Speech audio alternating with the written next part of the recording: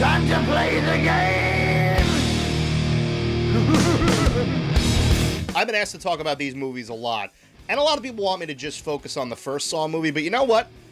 I really do like all of them. So you know what? I decided to do something special while we're talking about the Saw series. He doesn't want us to cut through our chains. He wants us to cut through our feet. The movies center around a serial killer known as the Jigsaw Killer. He targets people who don't appreciate their life for whatever the reason, and he gives them a chance to prove that they want to live. He does this by creating and setting up mazes and death games for the victims to try and work their way through. Almost all the games are winnable, even at the expense of losing a limb or two. How much blood will you shed to stay alive, Michael? Live or die? Make your choice.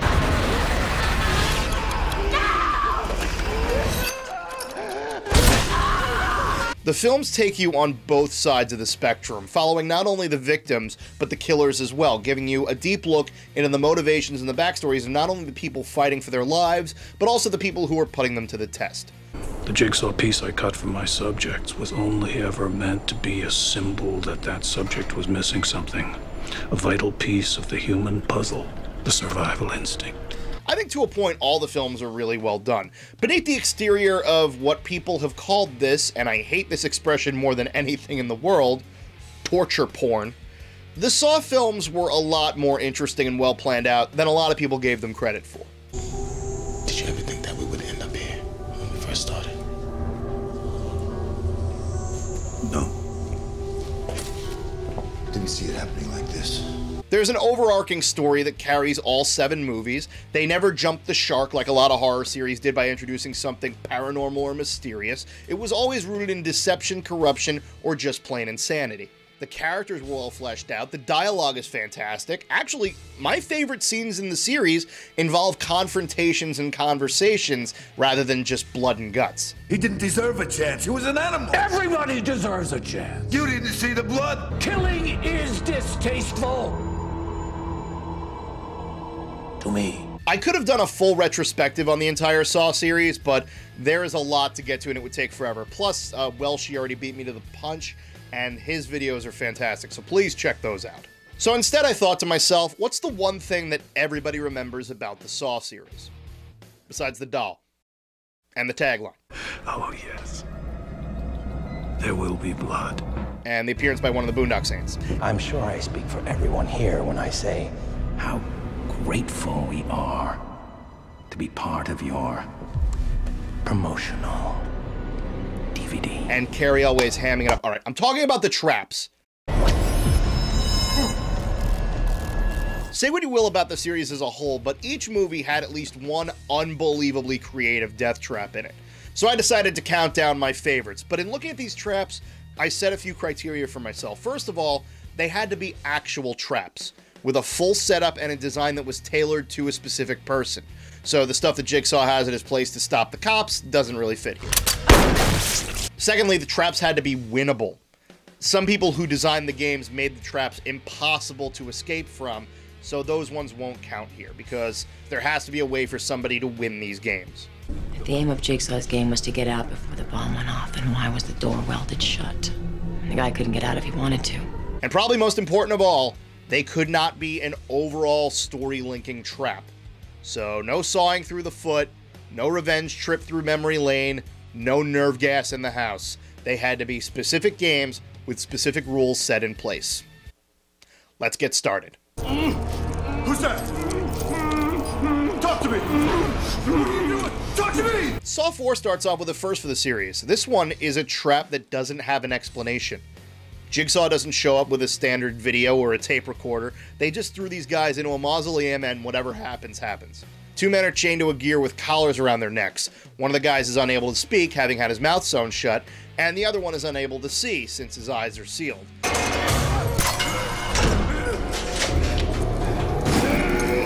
It starts off with blind panic, so to speak. Wow, that was bad. As the gear starts turning, forcing the chain to come closer and closer together. There is a way out of this. There's a key on the back of the bigger guy's neck, but he's panicking from not being able to see, and he has access to a crowbar. The smaller guy manages to overpower him, and because there's no reasoning with him, he makes the decision to brain the guy. It's a clever idea for a setup, and the idea that they are put in the room with no explanation gives the tension a little bit more of a boost. By the way, at the end of the trap, the guy screams in rage, and it opens up the sutures on his mouth.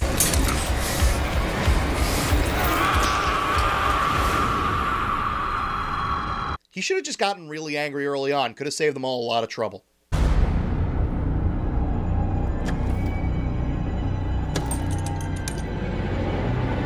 The last Saw movie was in 3D.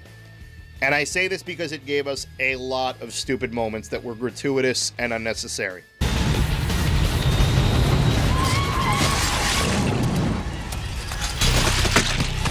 Like that. But the movie still managed to sneak in a few moments of absolute brilliance, like this scene that immediately followed that. The situation you find yourself in is of your own doing. You, your girlfriend, and your friends are all racists. Can I just say that I love that one of Jigsaw's criteria for not appreciating life is being racist? He's got his work cut out for him if he's looking for good targets these days. Also, the layout of this trap is ingenious. It claims 4 people at the same time. The driver, his girlfriend, and his 2 lackeys. The game is that he's glued to the seat of a car and he has to pull a lever to activate the brakes before the car kills everyone. And before you ask, yes, that is Chester Bennington from Linkin Park. So while I'm describing this scene, let's see how many Linkin Park jokes I can get while I'm watching this scene by myself. That's 1. While the timer counts down, he manages to crawl out of some of his skin, but those wounds will not heal. He probably wishes that he could just faint and get to somewhere he belongs, and he almost makes it out. If only he was 1 step closer.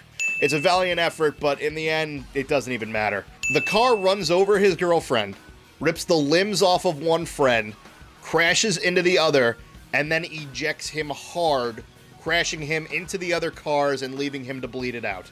If he was that bad of a racist, he really should have spent more time breaking the habit. But then again, he deserves it. He knows what he's done. My December. Hello, Brad. Hello, Ryan. I'm going to play a game. Admittedly, I think this trap is kind of stupid. And not scary at all. But it does have one thing that the other traps are missing. A crowd. Most of the traps take place in a private, secluded room with nobody observing it except for 1 or 2 people to make sure that everything goes a-okay. But this is the first game that was really shown out in the open. 2 men are strapped to a table saw with a girl who's been seeing both of them, and he has them suspended above them. The game is very simple. If you want the girl, fight for her love. It's kind of a medieval game with a more modern upgrade in the form of a circular saw, while the girl just berates and humiliates all of the guys involved. You gotta do it for me, please. You gotta kill him. Kill Brad. Do it. But the ending actually has kind of a twist as both the guys decide, you know what? We can do better. Brad, look at me. Is the chick that fucked me in your bed 2 days ago worth one of our lives? What are you doing, you fucking asshole? I think we're breaking up with you, Tina.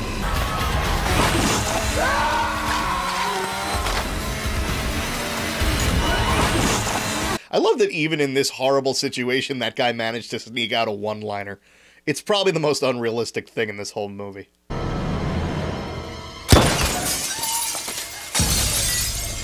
One of the most unrealistic things in this whole movie. The final chapter was weird. What is this? Everything you need to know is on this. Now, aside from Jigsaw, Amanda is the most interesting character in the Saw series. Her moments on screen are always important, they're always impressive, and from movie to movie, she gets more and more intense. And that's never more apparent than when I saw Saw 2.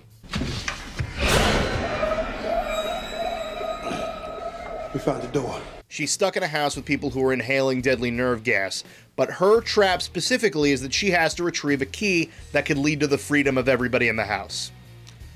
But she has to grab it from a pretty disgusting place. The price you pay is that you must crawl into the same pit of squalor you force your customers into. A lot of the best traps are based around one good reveal, where everything's explained while 1 or 2 lines of dialogue come out of the tape. This has a brilliant visual reveal.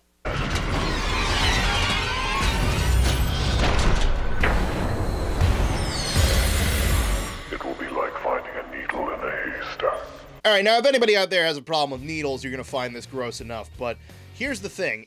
In the context of the story, Amanda is a recovering drug addict. So not only is she confronted with a gigantic pit of syringes, but she is picked up and thrown in forcefully. It kind of symbolizes an involuntary relapse. And the look of horror on her face when she's thrown in, the frantic movements in the pit, it just makes this so much more effective. And unfortunately, due to some hesitation, it was all for naught. No! No! No! No! No! By the way, that guy who threw her in, I always forget his name, but he has one of my favorite Saw moments ever, because in this movie, there's a combination to a safe that's printed on the back of everybody's necks. So in order to find out what his number is, he does this.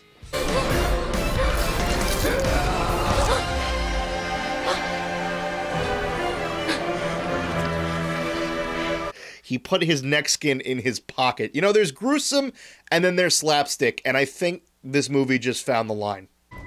I'm gonna ask you again, how do you know all this?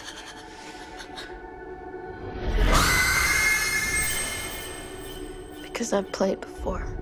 Yes, it's another trap with Amanda, but you knew this was going to be on the list. Even if you haven't seen any of the Saw films, this is the most iconic trap in the entire series. All I could taste was blood and metal. And for good reason. I mean, first of all, look at that thing. Its rustic design, its intimidating structure, and the footage of it being demonstrated is probably the most terrifying thing about it.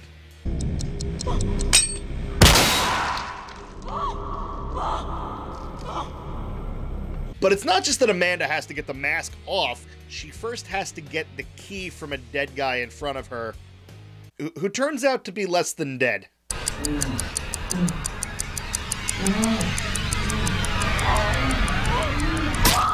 The entire scene is so intense, with the flash cut editing, the ticking clock just getting louder and louder throughout the ordeal. It's terrifying, and it's one of the only traps in the entire series that is completely won.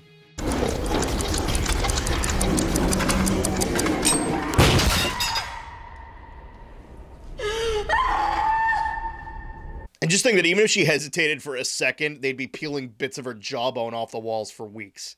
Most people are so ungrateful to be alive. But not you. Not anymore.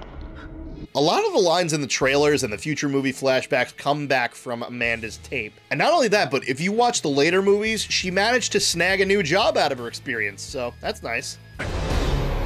It is I who will carry on John's work after he dies. I think what makes this trap so special to the series isn't just the presentation or the look, but because when they were shipping this movie around to producers, they only had one scene filmed, and it was this one, with the guy who played Adam taking the place of Amanda.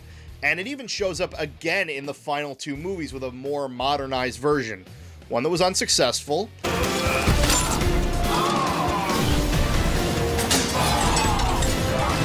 And another one that was.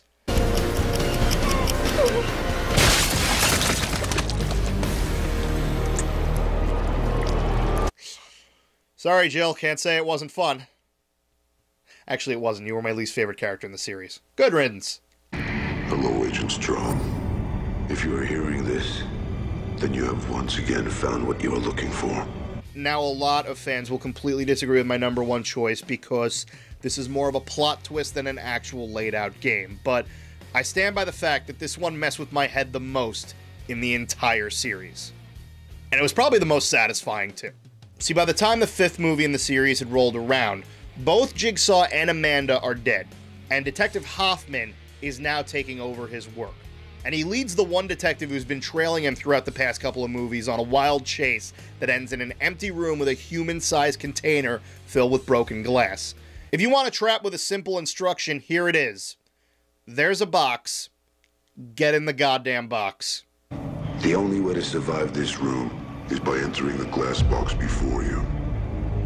Pain will be incurred, but you have a chance of survival. He explains that if he gets into the coffin, it'll hurt, but he'll have a chance to get out of the room alive. Strom doesn't listen to him and instead traps Hoffman inside, appearing to seal him inside his own trap.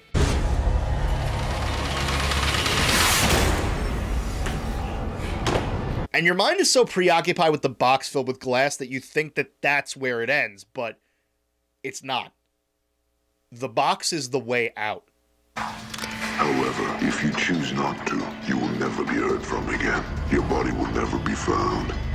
You will simply vanish. With Hoffman safe inside, the box lowers down to the floor while the walls come in from all sides and they crush Strahm to death.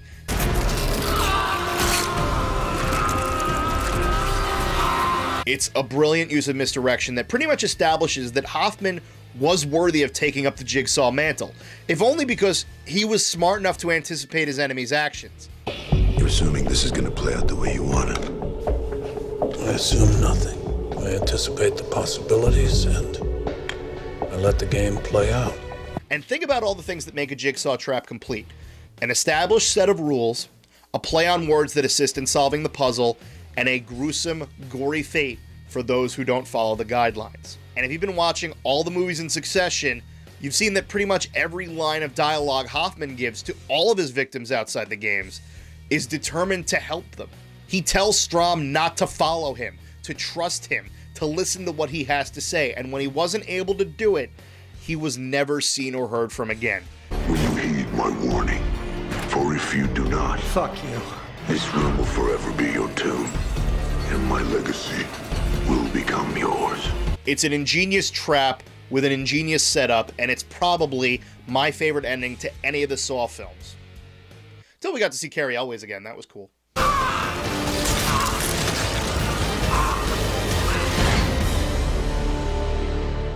Now, there are over 50 different traps in the Saw series, so this list is definitely up for debate. So let me know what your favorite Jigsaw moment is in the comments, and remember, calling these films torture porn isn't doing them justice.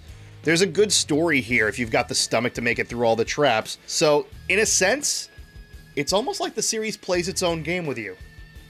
How much pain can you handle to get a good story out of it? Live or die. Make your choice. Game over.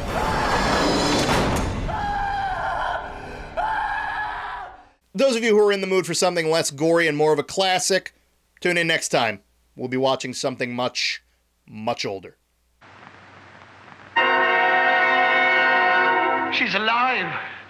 Alive!